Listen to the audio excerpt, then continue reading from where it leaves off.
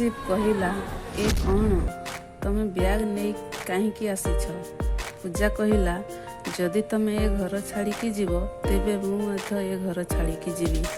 ଶିବ କହିଲା, ଝାନ୍ସୀ ରାଣୀ, ମୁଁ ସମସ୍ତଙ୍କ ଆଗରେ କହିଲି ନା, ଭୁଲ ଯାହାର ସେ ଘରୁ ବାହାରିକି ଯିବ। ପରିବାରର ପ୍ରତ୍ୟେକଟି ସଦସ୍ୟ ଯେ ଠାକୁର ଜାଣିଲେ କି ଭୁଲ ମୋର, ତେଣୁ ମହଲରୁ ବାହାରିକି ମୁଁ ଯିବି। ଘର ଭିତରକୁ ଯାଅ।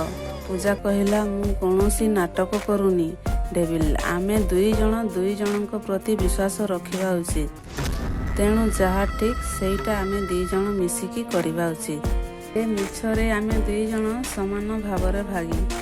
ତେଣୁ ସଜା କେବଳ ତମେ ଏକା କାହିଁକି ଭୋଗିବ?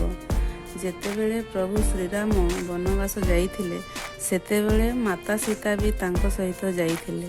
ତେଣୁ ତମେ ମୋତେ ମୋ କର୍ତ୍ତବ୍ୟ କରିବାରେ ଅଟକାଇ ପାରିବ ନାହିଁ। ବାହାଘର ହେବା ପରଠାରୁ ଆମେ ଦୁଇ ଜଣ ପ୍ରତି କଥାରେ ଭାଗୀଦାରୀ, ଦୁଃଖ ସୁଖ ସ୍ଥିର ଜାଗାରେ। ତେଣୁ ତମକୁ ମୋତେ ତୁମ ସାଙ୍ଗରେ ନେଇକି ଯିବା ପାଇଁ ପଡ଼ିବ।